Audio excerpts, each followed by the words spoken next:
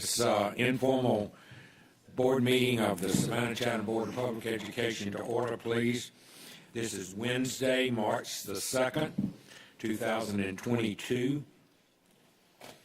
As I say always, this meeting is being streamed for those who cannot be here to be a part of it.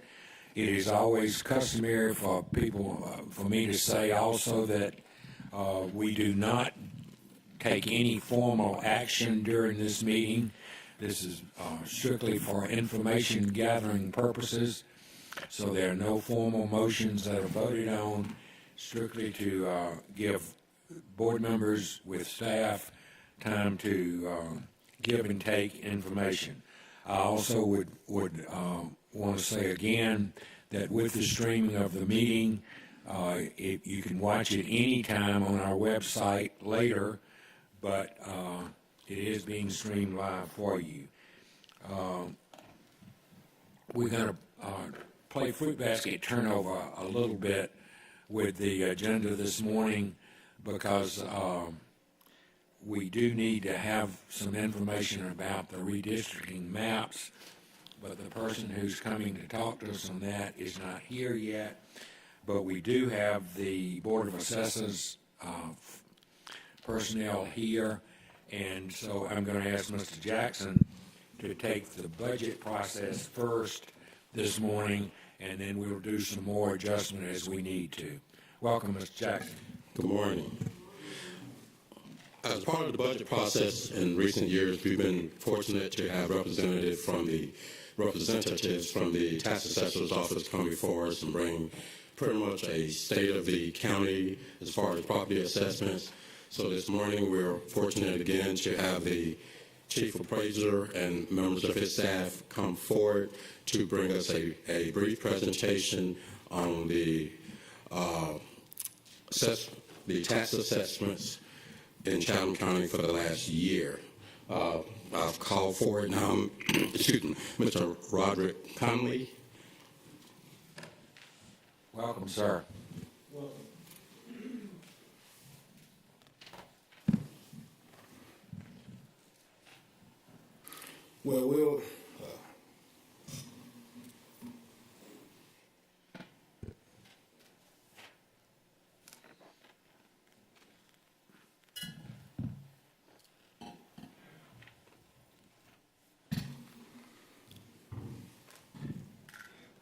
We'll try to be brief and not take up too much of your time here this morning. We're happy to share with you all the exciting developments in the Board of Assessors office since last year, the opportunity we last had to speak with you guys. But give me a minute to first mention the names of our board. Terry Tolbert serves as our chairman. Art Gunter serves as vice chairman. Laura Hegstrom, our secretary, and Betty Ellington and Gina Taylor rounds out the last two members of the Board of Assessors. My name is Roderick Conley, and I have been appointed by the board to serve as chief appraiser for the last 9 years. With me today is Corey Gillenwater, and he serves as the deputy chief appraiser of administration. Each year brings different challenges, and this year is no different. From proposed legislation and this unpredictable market that we find ourselves in. While we're not prepared today to give you any insight on the 2022 digest, we will try to give you a year-over-year insight from 2020 to 2021 by presenting our annual report.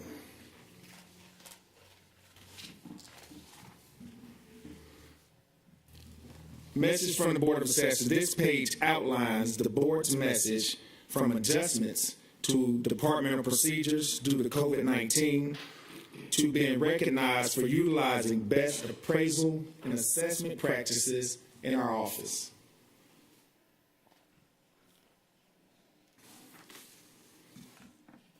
As you can see here on this page, on the table of contents, we will cover items from Chatham County at a glance, all the way through some online services that we offer that is very helpful to taxpayers.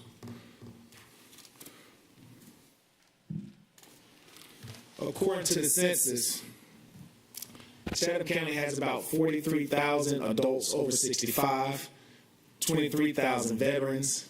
Home ownership rate is about 55%, while the average household size is 2.5, and the median income is about $57,000.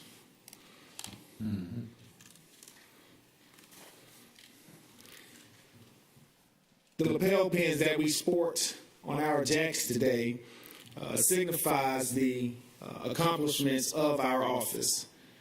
We were recognized for our excellence in assessment administration by receiving the International Association of Assessment Officials Certificate of Excellence in Assessment Administration's designation, which is the highest professional honor of assessment jurisdictions can obtain. This designation is intended for jurisdictions that have developed superior assessment practices for all aspects of their operations.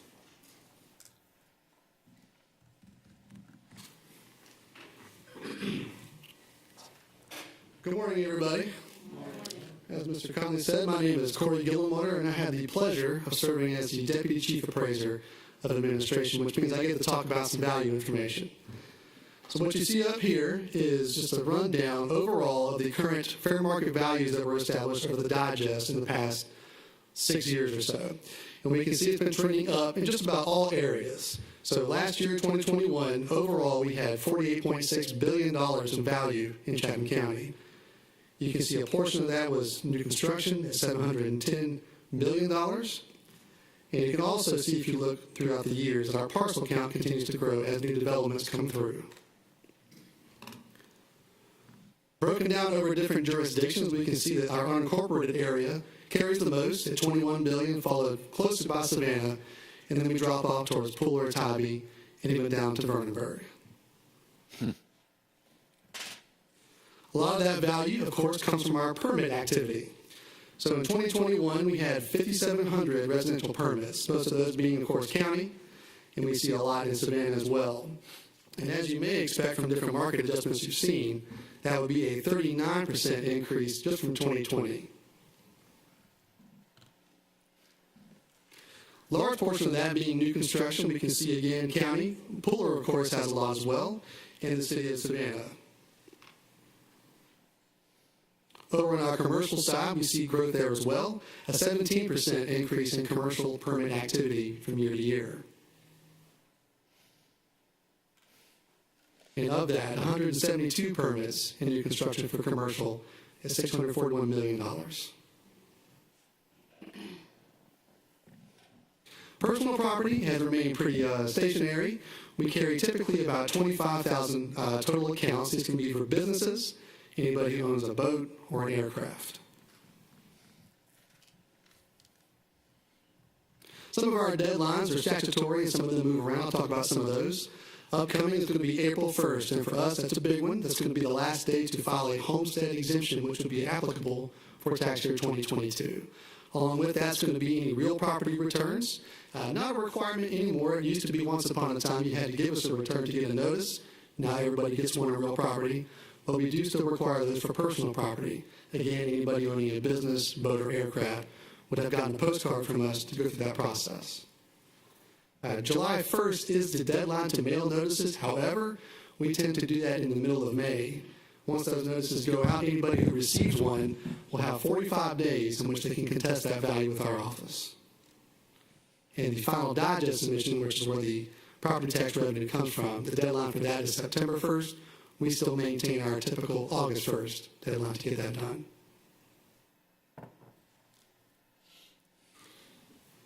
As you can see by this graphic, we have 47 appraisal staff and supervisors that are certified and experienced in the field that they have chosen. If you look at that top number, 20, we have 20 appraiser fours. Appraiser fours is the highest level of certification in the state of Georgia that is administered by the Department of Revenue. And within those 47 staff members, there's a total of 530 years of experience.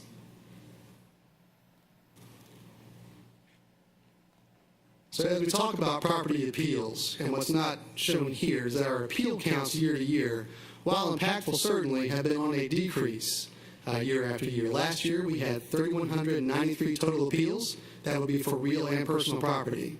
The people that are processing this information and answering our phones are our clerical staff. We have 13 clerical members that receive phone calls, take homesteads, and right now, about 12 minutes is all it takes for somebody to come into the office with a new application and be on their way with the receipt.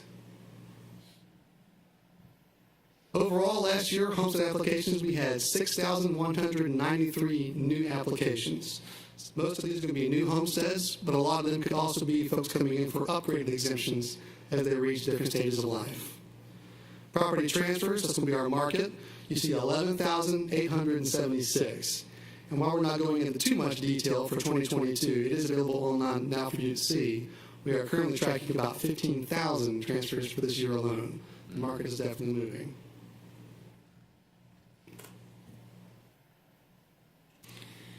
If you just take a look at some of the comments that were left by taxpayers, I mean, it's clear that our office is focused on customer service.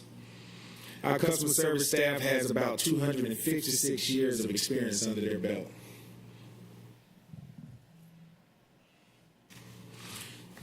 So legislation that impacts our office. There appears to be two bills in 2021 that may have affected our office, our industry directly due to COVID. One addresses the ability to have meetings and public hearings by teleconference in emergency conditions. And the other is an extension of tax year 2020 Freeport exemptions at the request of taxpayers.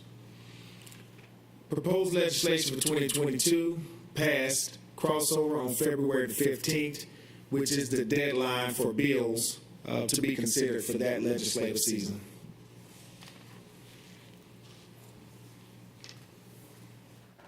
As we continue talking about property appeals, returns, and the like, I want to bring your attention to a couple of utilities on our website. If you were to go to chathamtax.org, for your property's information, you will see also an option for e-filing. E-filing is not necessarily new for us. We've had several solutions in the past, but now we have them all in one place. So things you can do, you can file an appeal when the appeal period comes up. You can currently file a homestead application online. You can also do your personal property returns for any of your property types. You can also file mailing address changes using our online applications.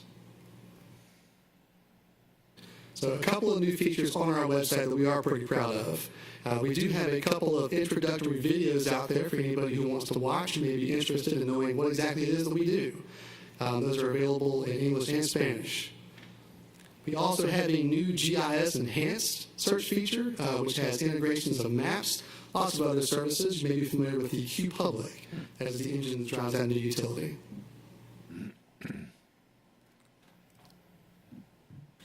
Thank you guys for your time. If you have any questions, we'll be happy to answer. Questions of these gentlemen? Mr. Catchmore? Thank you all for your presentation, and every year you come and share great information with us. And I know someone's going to say, when are we going to know our numbers? And y'all will say, hold my sweet tea, wait a couple months. My question is, I know the General Assembly is debating some veteran exemptions. I think the House passed 1064. Is that limited only to income, or is it have any impact on property values as well? Do y'all know offhand? To be honest with you, we do not know offhand. We tend to kind of let the things finalize and pass before we start digging in. That makes sense. In the past, we continue to find a moving target, and these things are definitely moving every day. Understood. Thank you. Any other comments, questions? We thank you for taking your time, and we look forward to continued work with you folks. Absolutely. Thank you. Thank you all very much.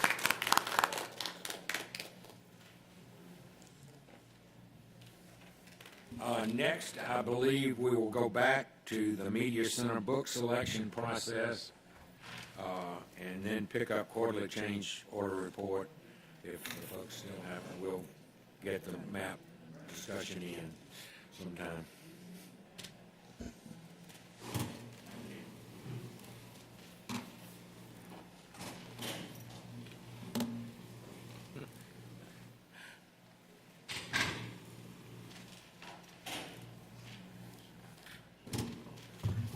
Good morning.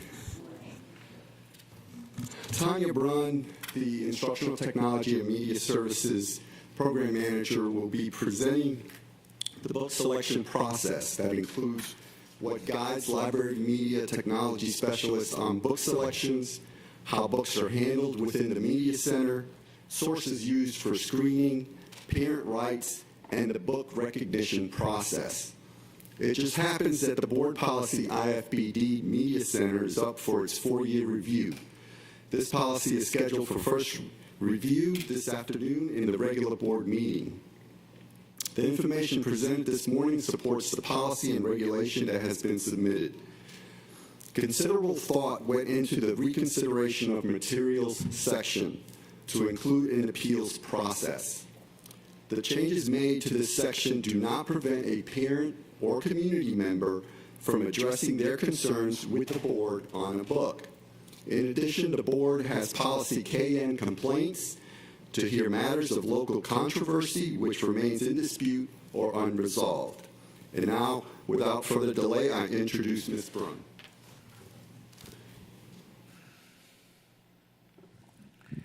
Welcome.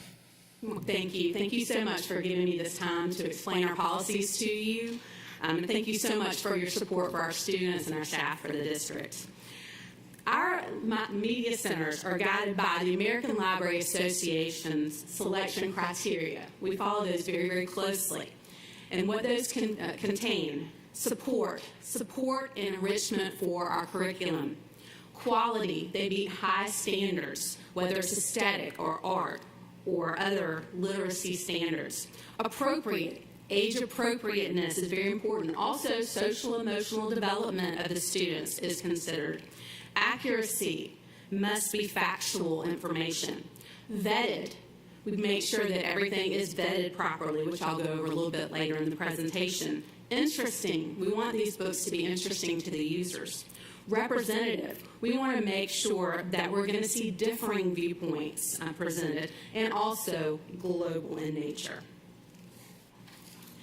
Our media centers contain a variety of genres, all the different genres we enjoyed growing up, as well as a lot of new ones that are interesting to our students. I've listed several here of the different genres that are covered. Students also are taught to learn how to use our online catalogs, and those are filtered by the district. Books are categorized in our media centers by age appropriateness. For example, if you're in a K-8 school, you're going to have a section for your emerging readers. You're going to have a section for your intermediate readers, as well as for your young adults. And that's by design so that your library media technology specialists and your media clerks can help guide that process. And I want to go in detail on the screening process a little more so you understand how we handle the screening process. It is a laborious task when we are going through and making selections at the sites. Those are site-based decisions.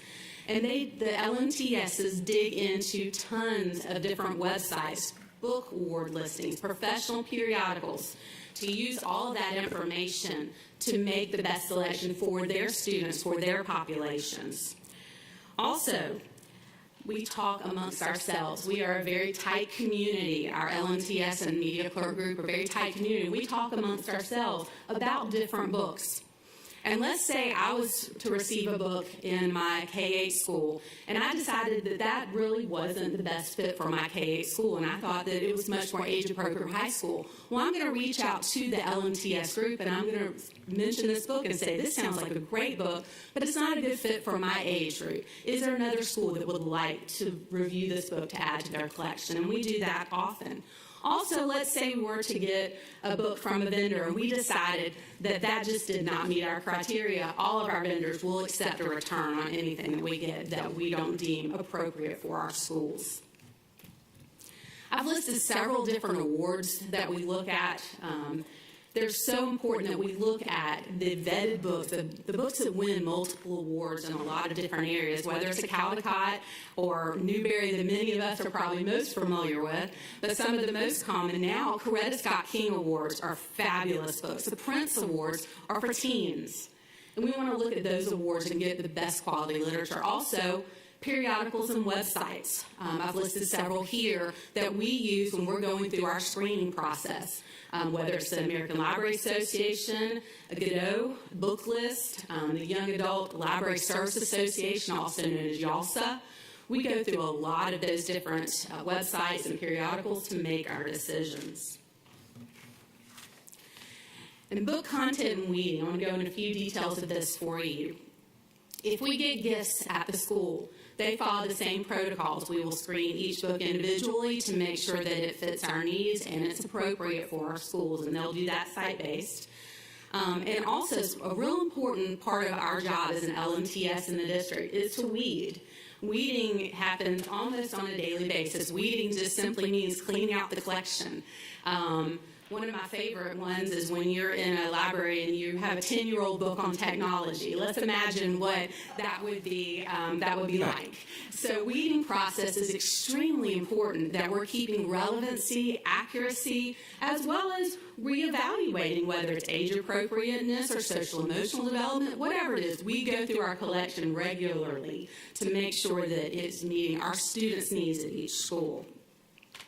And I did mention on here about sexually explicit and sexually graphic content, that we are not going to have books that are housed in our media centers that meet these definitions. And understand that is going to be the definition of pornography, which is provided in this explanation, that we will not have books that meet that definition in our library media centers. One of the biggest things that I don't think that we all probably understand and parents understand is we want to be involved in the book choices of our students with the parents. We want that to be an open communication line, and that's extremely important. If a parent has a question, please reach out to the principal or the LMTS at the school. Ask that question about that book, or maybe that genre, or maybe that age range, whatever the question may be. The best thing to do is start that question at the site-based, because they're the ones that made that site-based decision. Ask those questions and communicate. Then, if the parent wants to limit their child's checkout opportunities, very simply, they can do that with a phone call to the LMTS and say, you know what, I don't want my child to check out books on this subject or this genre. All we can do, very simply, is go into our Destiny Library Manager system, and we can put a note on that student's record so that if that child were to check out a book that matched that criteria, that we will be able to block access to that book in a very respectful way with that student and work with that parent about that situation. Sure, go ahead. Would that be every child from a pre-K student to a senior in high school? If I'm a senior, my parent could still say, I don't want Connie to get that book? Yes. Okay. Now, does that happen often? No. Okay. But yes, we can. In my career, I've had multiple parents, particularly middle school age parents, probably most of the ones I've dealt with that, just concerned about certain topics of interest. And that's a real important thing that we can do, to put some limits so the parent can stay involved in their child's decisions on that. And there is a materials reconsideration form up on the screen now. Should a parent decide that they want to put in a formal challenge can only happen at the site. So the first step would be receiving this form from the LMTS or the principal at the site and go through the process of filling out this form. It's going to ask questions about what they find objectionable about the book. It's going to ask them, did you read it in its entirety? If not, why not? Also, what did you find acceptable? Maybe looking for some positive sides on that. And then that would be the start of an official challenge if a parent chose to do that. Yes, sir. How long have we had that form? Long time. That process, that form, yeah. Yeah, that form has been here for over a decade. Yes, sir. Yes, everything I'm speaking to you about today, these are all already in process. The district has very solid policies. I will tell you, other districts in the nation did not have solid policies when some of this has come up. But Chatham County has really solid policies about all of these. Yes, ma'am. So you did say per school, not the district. So if there's a book that a parent does not approve of, that they challenge the particular school Yes. and not the entire district. Yes, it is a site-based decision because every population and every school is different. So we want the LMTSs to buy the books that match their population. So we don't do any district level purchasing this, sending all these books to the media centers like some people assumed, I think, in the community. We let that be site-based decisions so they pick what's best for their population. So a challenge would be a site-based challenge. And on this form right here, I like the little addition on the bottom left. It says, LMC book materials are selected for the community they serve. Therefore, reconsideration of a book is addressed by each individual school, which I think is a very important thing to note. So the reconsideration process. Okay, let's say a parent does want to have some conversations. Many times the conversation ends the concern very, very quickly because that relationship has been built and we've come to an understanding. And then maybe the parent did choose to maybe limit some selections of their child and they've made that decision. Well, that stops the reconsideration process.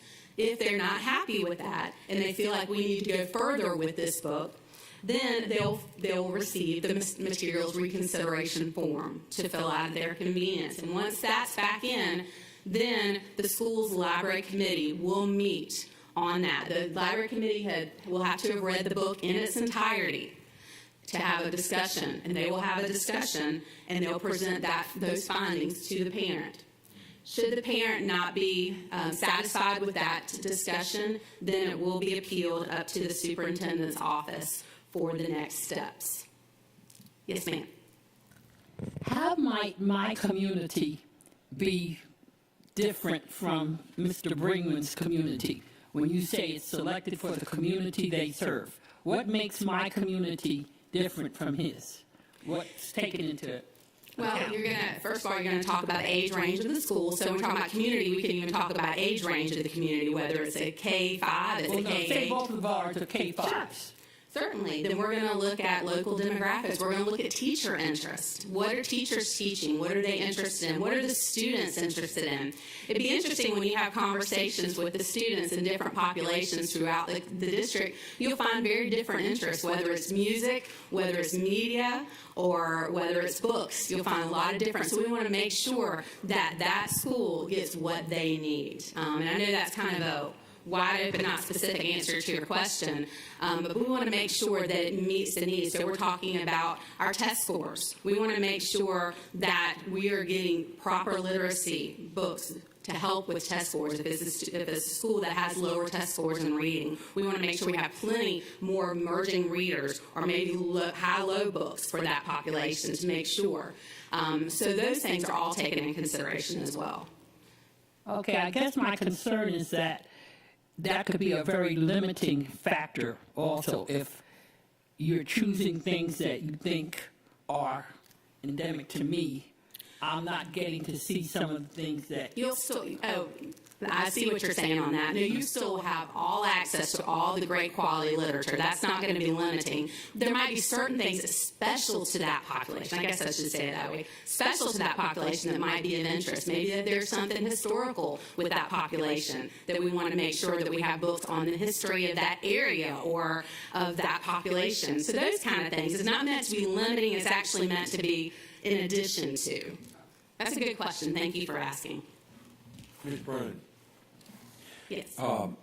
in terms of the reconsideration process, if indeed a school, after the concern from the parent and moving through the process, determines that that book should be removed from X school, is there a follow-up with other like schools that might have that to say, maybe you want to look at this, or do you? We would definitely have a conversation with our team about that. We all talk, our LMTS team, we talk daily about all the different things that affect our group.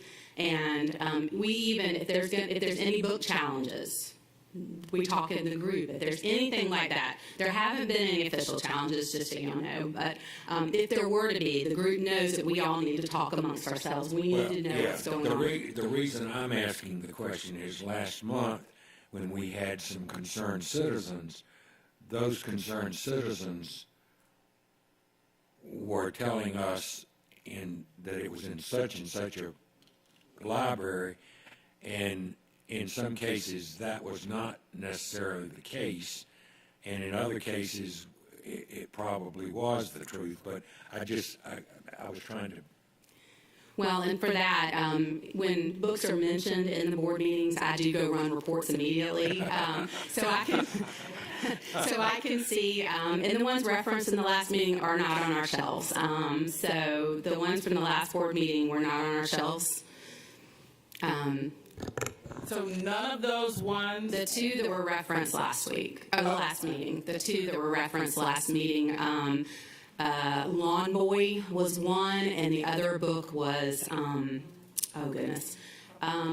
family. Can't remember the. But the previous meeting. The previous meeting, several. Yes, I provided some questions were given to me, and I provided access for information on where those are located. Okay. Those books that were referenced in the January 6th meeting, I believe. Every single one of those were multiple award-winning books that were extremely vetted by all of the different awards that were given. Thank you. Yes. I have a cash more than Ms. Hines. I appreciate all the information and detail. I have a couple of questions and then a comment.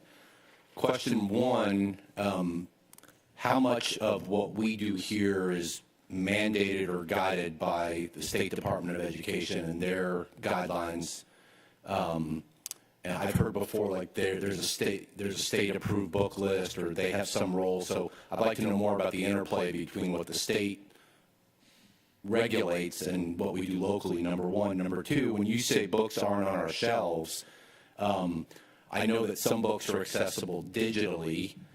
I'm assuming everything you're saying today encompasses physically on the shelf in the media center and also digital access. Is that accurate? Yes, sir. Okay. And then my comment is the Senate, I think, just passed SB 449, which is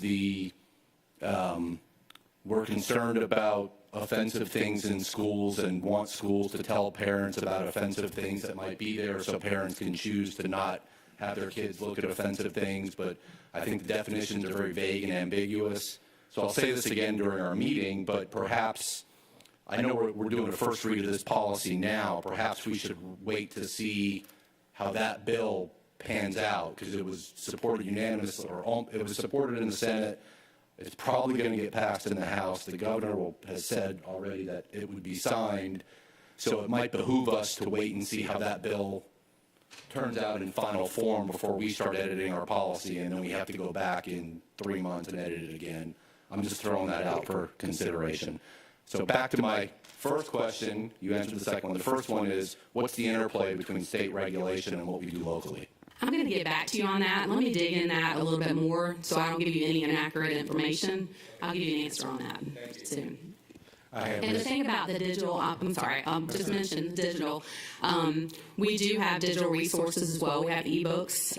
There are different ways that they're cataloged. We do have cataloged books in our district system that I can run reports off of on Destiny. That's the name of our library resource system. I can do that. And then we also have books on Sora. Sora is online. And Sora, we can also run reports to make sure that what we have in the catalog with that as well. Ms. Hines and Ms. Grabowski.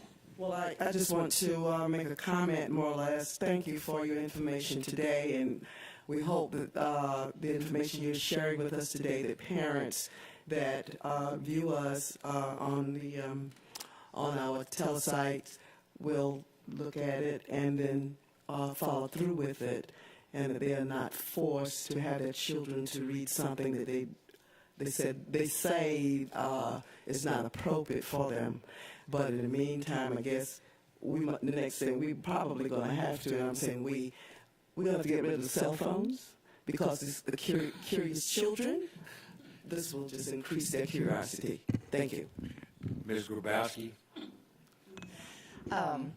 Thank you very much for being here and sharing this information, and for the resources and information you and Mr. Feliciano have been providing over the past several months. It's been extremely helpful, and I think anything that we can do to have our young people reading and getting off of the electronics is a good thing. And the way that we do that is by providing diversity in what we're offering, that we have books that speak to every child where they are.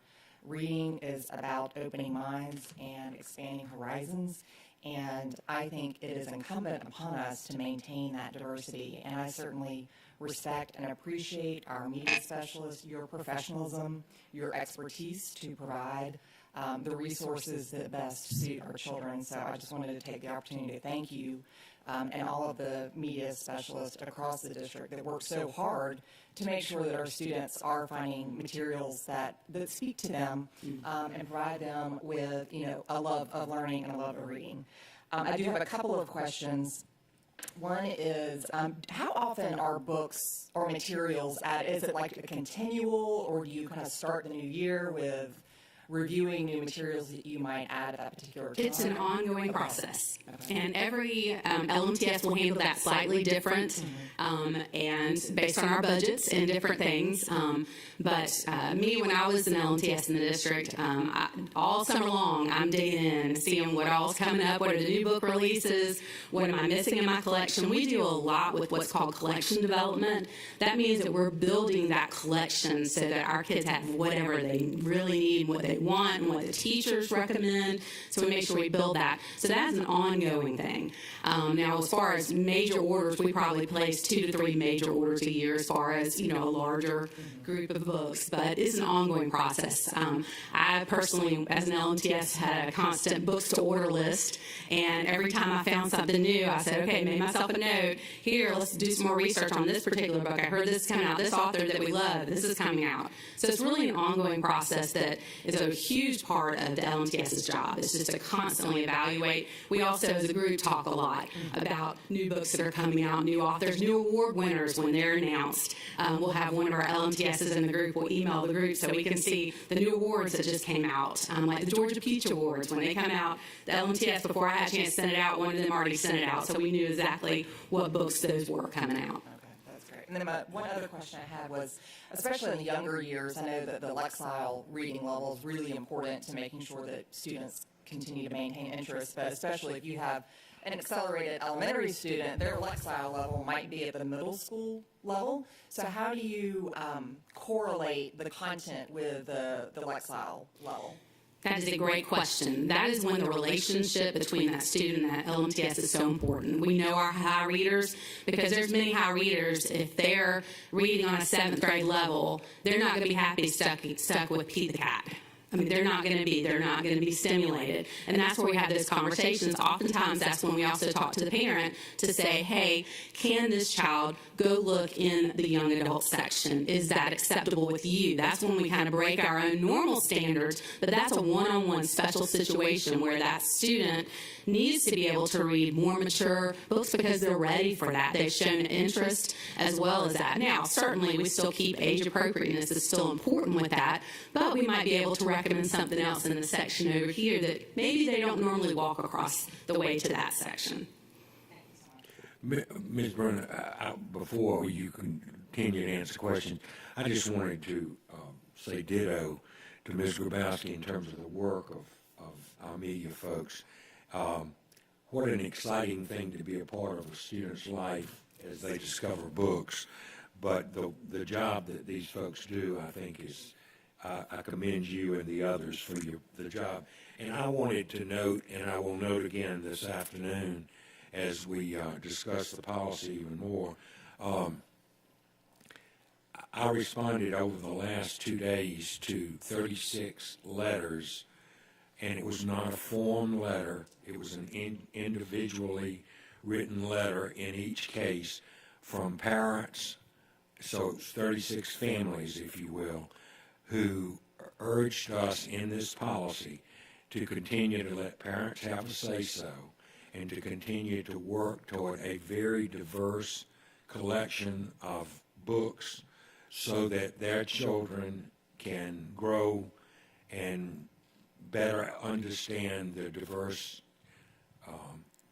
city we live in, county we live in. And so I wanted to note that because too often some folks make a lot of noise and these 36 people were spread across all of our community and did indeed support this policy as we are considering it. So, And we also have received, the media specialist, many calls, emails, notes from parents in support of what we do as well. So thank you for y'all mentioning that. Ms. Hall?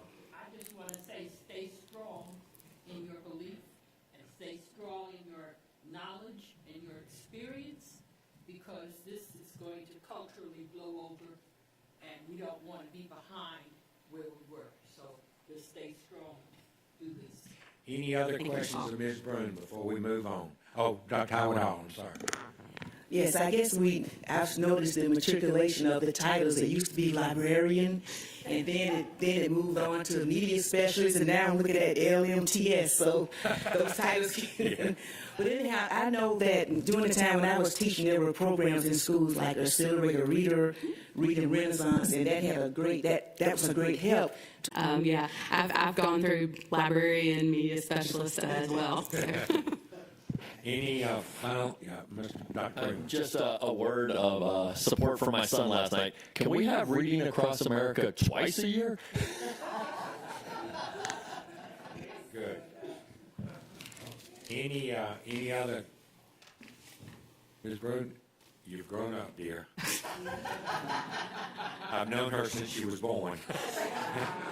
Her mom taught both of my kids, and so. If I could just add, I just would like to thank she and her colleagues for being very responsive to the requests that we've sent regarding speakers and the issues that they've raised. We've actually been discussing this national movement since last year and following the action at the Georgia Assembly. So I want to thank you publicly again for your continued leadership and support. Certainly, Tammy was here before, and she was a good proponent. But I appreciate your willingness to listen, but also to ensure that our children have the full exposure that they need and that they are prepared for the world that awaits them. Thank you so much. And I would appreciate your getting that information from us to Catchmark's question. I will do that. I think the board as a whole would like. No, that's a to very, see I want that. to make sure I give a really good answer on that. So we'll make sure we get that to you. Thank you very much. Appreciate you.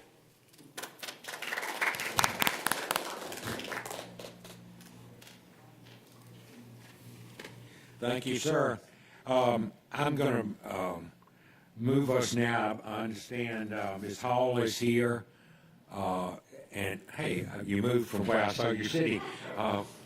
And I would ask that as we begin this sort of put-in presentation, Dr. Levette, would you like to say anything first? Good morning again, everyone. I want to thank Mrs. Hall for joining us this morning on short notice. She certainly has been very active in this process. Mrs. Miller-Kegler and I had the opportunity, as did some of you, to join a meeting earlier this week where we had an opportunity to talk yet again about the redistricting maps. Mrs. Hall is a member of the team at Metropolitan Planning Commission and has responsibility for GIS. As you are aware, and I'm just going to summarize it quickly, that last September, actually, the end of September, we started the process of redistricting the school board members. Each school board member had an opportunity to meet with a representative, the corresponding representative from the Chatham County Commission to look at the district lines for the upcoming decade, all with the thought of having meeting the guideline or the deadline as set by the Assembly for the Chatham County area. During that time, you had an opportunity to meet with your colleagues and to come up with a map that you consider consensual and or decided by consensus. And on January 5th, you voted unanimously on a resolution for the map that was drawn at that time that you voted on. Mrs. Hall was, of course, a part of that process, and has, of course, since then, like us, have been involved in additional conversations about what the lines ought to be. So there have been several iterations of the map passed along to you. I appreciate your looking at each of those. And as I understand it, we have the opportunity to, again, take a look at the most recent maps that have been presented because we have not met. The Assembly did not meet the deadline established for a change in boundaries for the upcoming election, May 24th of 2022, for school board members. It has been the practice in our county for probably the last 2 decades that Chatham County's district lines and the school board district lines have been identical. That is not required by statute. It is really for convenience of the voter. I did recall publicly this week that as a young voter, I can remember living in District 6 for school board, but also being in District 5 for Chatham County. So we have at various times throughout the life of our area had different districts based on school board and Chatham County. We have the opportunity to take a look today at the most recent maps with Mrs. Hall's support. I'm sure that she will be happy to try to respond to questions in regard to the maps that have been presented. They helped us with one map. The other maps that have been presented have been created in some instances by the Office of Reapportionment. Part of our concern with all the additional maps is that the schools have not always been laid out on those maps, and that is very important to us and to you specifically. So Ms. Hall today will try to share with you in summary form kind of where we are with the maps. Thank you, Madam Superintendent. Ms. Hall, before you begin, for board members in particular, the superintendent and I had discussed this, felt that it was important enough to add this in today. What we need to think about and understand that I am not a proponent either way. I'm not pushing anything. If you feel the need after this information today for us to have a special call meeting at which we might vote and have some recommendation, we can do that.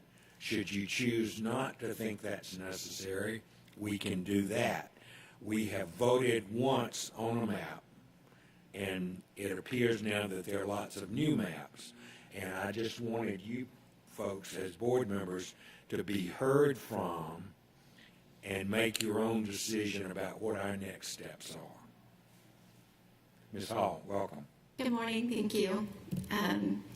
So the map that you have on your screen, very quickly put together this morning, but it is the red dashed lines represent the new boundaries that we just received from the state yesterday and this morning. Over top of the colored areas are the districts that were certified by the reapportionment office and you all voted to adopt. In addition to that, I did put school locations on this map. I have the hard copies up here that I will leave with you all to look at. There's ones with only the state boundaries and then the overlay, as well as the list that was just handed. So very quickly, I took the new state boundary file and did a quick list of which schools would be within these new potential And this reflects that. The red state boundary lines. Yes, okay. Not the ones that were adopted. Right. With that said, I'm happy to try to answer your questions. Ms. Grabowski and then Mr. Johnson. Thank you so much for this map, because one of the things that's really been challenging with the maps from the state is they have no roads on them. And so trying to figure out what was extremely difficult. So thank you for your efforts in this and in providing this information. It's extremely helpful.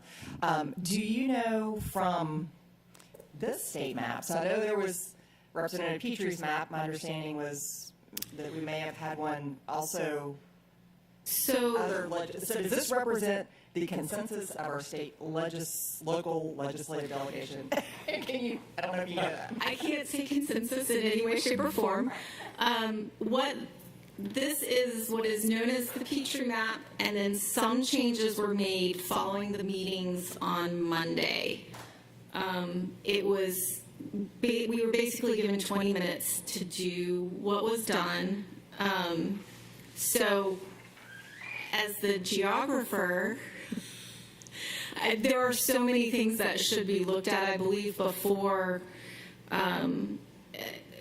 aside from the state just simply saying these are the boundaries we're going with, that I would like to do and share with you all before you made any further decisions. So, as best you know, this is what came out of the meeting on Monday that includes some tweaks that were made from Representative Petrie's map. Okay, Yes. thank you.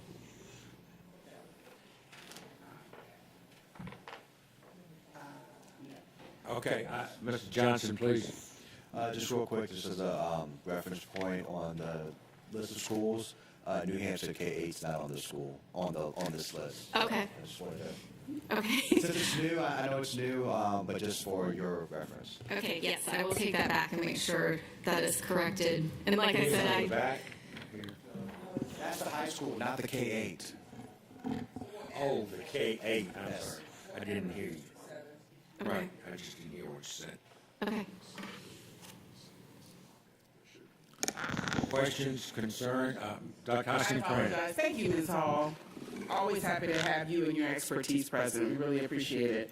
I was just mumbling over here that what we have in the folder is not the same as what we're seeing on the screen. Is that correct? Just because it doesn't appear to be. I'm just trying to get a timestamp. There has been a snowstorm of maps. So just this folder says Legis 2 draft. So That, I think, is what has come back from our state legislators. What this is on the screen is what we voted on with this overlay. okay, so what I have here in paper is the red line on the screen. That's what I have. This paper is the red line, and what we're looking at on the screen is integrated. I believe that's correct. Okay, thank you. With some changes. Okay. Dr. Howard Hall. Yes, since the streets aren't listed and you do have the schools listed, it helps because I know where the schools are located, and I see that Butler Elementary is on the list. Now, that is in Cloverdale, so does this map reflect the entire neighborhood or just that section where the school is? If you can help me navigate, I can try to zoom into, oops. Kathy Street is where Butler and Coastal Georgia Comprehensive Academy, that's a fairly large neighborhood, so I was just wondering whether it was divided. The state very much, my understanding is they are specifically trying to match the precinct boundaries that Chatham County has in place. So they weren't looking at the neighborhoods that we have collectively looked at. They are only looking at the county precinct boundaries to try and prevent any split precincts. Yes, I understand it, but from looking at the map, I just would like to know what streets does this encompass. You're not able to tell me? No, I'm sorry. Like I said, I'm happy to give you more information moving forward. This is what I did in 2 hours this Yes, morning. but I do appreciate you listening to schools because that did help out Right. tremendously, so I appreciate that. Thank you so much. Sure, yes, absolutely. Time are we really trying to maintain the demographic data of each district? And I know that this handbook, trying to keep the demographic data of each district as similar as possible to what it was before redistricting. And I know that we have on here what the demographic split is for this new map, but do we have like what it changed from? You do, you're genius. anyone lose a school other than me? Did anybody else actually lose a school? Or gain? I know since I know Dion. Compared to what we approved, I actually got New Hampstead, the 2 New Hampstead schools back. Yeah, but you had them. I'm saying Yeah. I've lost Gadsden, and that's kind of amazing to me that Garrison is so close to Gadsden. But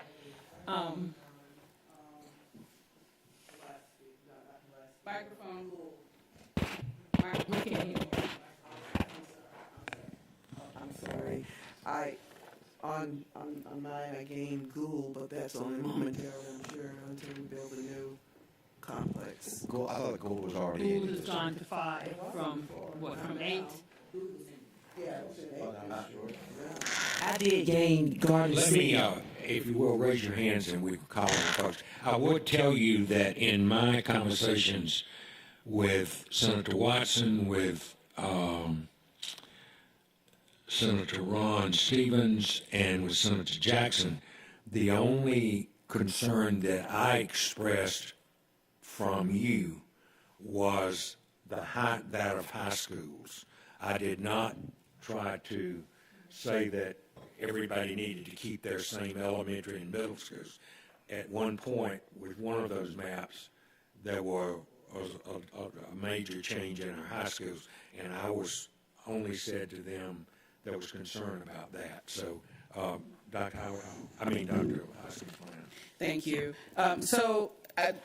The context of what we're doing is that we've been very fortunate in that you have collated the information, you brought together the information from 2 sets of boundaries. One, obviously, that we supported in January, one that's been put together based on priorities that we did not discuss or prioritize in our process.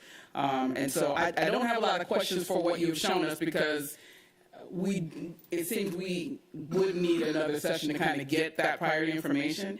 So I just want to make a couple of observations. I appreciate the invitation that we received from our commission chairperson and our elected officials to allow us to participate in the Zoom meeting where they were discussing the boundaries. It was not a meeting in which we were invited to give feedback, but it was one in which we were able to hear the priorities of those who were redrawing the lines. Repeatedly from state staff, we were told that there was high value on the preservation of Republican districts, precincts that had been predominantly Republican in the past election, and that was a priority that they were trying to preserve. That was very educational and surprising to me because we didn't talk anything about party lines when we had our workshops with the Metropolitan Planning Commission. And in fact, we talked even less about preserving racial demographics than we did after the 2000s census. The main thing that we talked about was the distribution of the population within the individual districts and making sure that the numbers of persons present were appropriate to national standards and trying not to separate communities.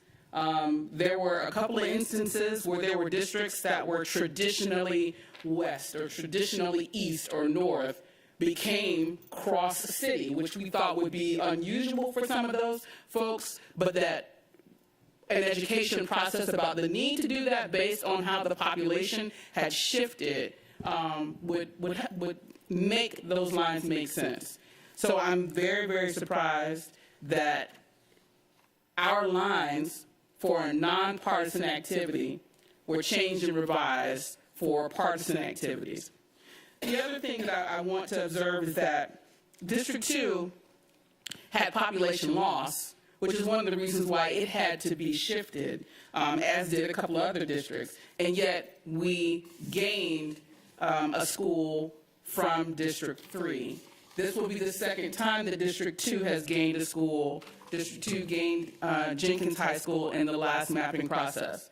I'm really happy to serve any, we all serve the whole district. Right. So I have no problem at all with what schools fall in District 2. It doesn't really matter because I'm thinking about all of the families and all of the staff. But I think that this, it doesn't make a lot of sense that you're enlarging a district institutionally on our distribution side of our schools when you're having to change the district because you're losing population. And I also think it puts some districts at a disadvantage, some districts at a disadvantage to have fewer and fewer institutions in their boundaries. So those are my two observations, and I appreciate the opportunity to have a complete document to look at and an opportunity to talk with my colleagues. Are there any burning questions before I ask you? And remember, we cannot vote, and we're not voting, but I believe that what I sense is that another meeting might be advantageous for the board to Ms. Grabowski. Well, so we were previously trying to meet a deadline in order to get this through. We know our districts are not changing. The commission is not up right now. So is this something we are still trying to get through in this legislative session? Is that a question to be answered, or do we know anything about I believe the it timing? has to be done in this legislature. Because of the census requirement. Right. Okay. Is that? I can't say for certain how that. I will have to check on that then. I thought I didn't think the state had any choice, that it had to be done within their 40 days. So. But I will check, yes.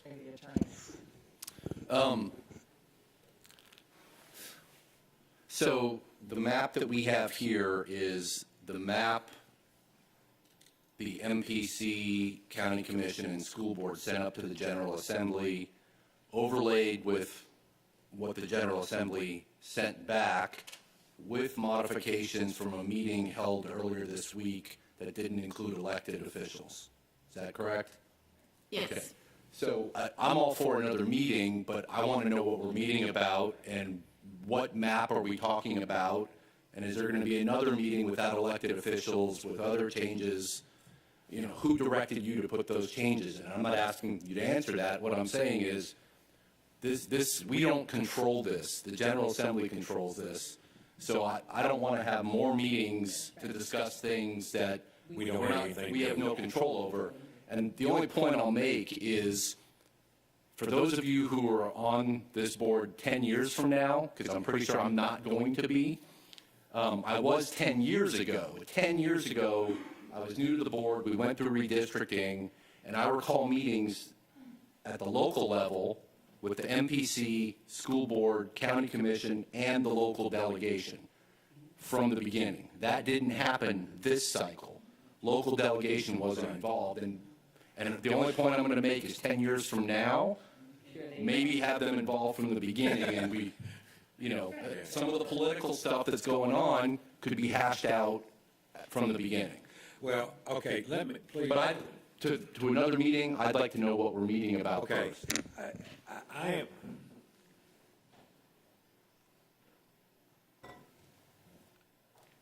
I will be very happy to wait until we get more information and ask for further determination at that point. I was told by those same three people that I mentioned earlier, two of the three, that our vote, even though it meant nothing, Mr. Catchmore, I mean, they asked us to vote, we did, and we voted unanimously, that our vote now would not be the same because a good number of board members had been talking to legislative members saying they were not happy with our vote. No one had ever talked to me saying that.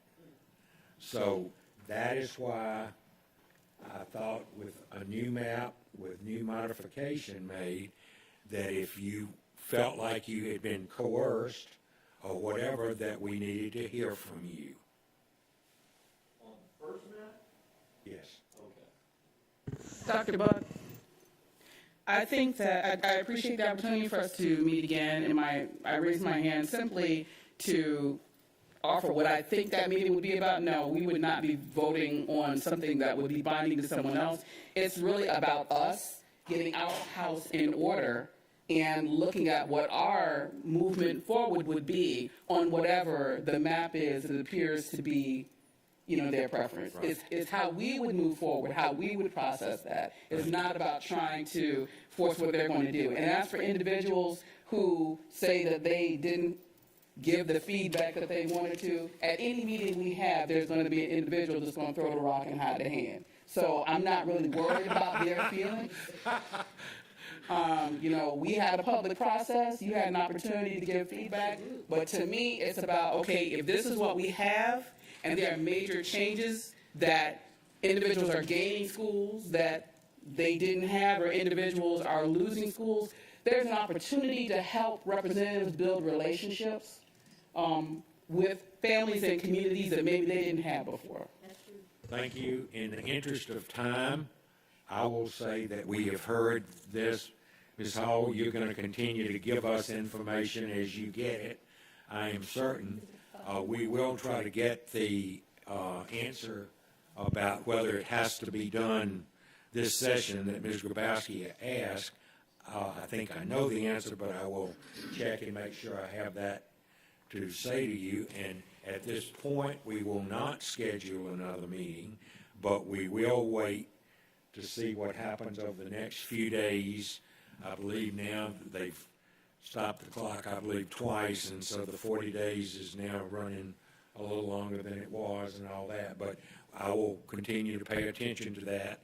And if we need to meet again in a formal meeting, we will do that. Is that sufficient with everyone? Thank you very much. Ms. Hall, we appreciate you. You're a genius. Thank you.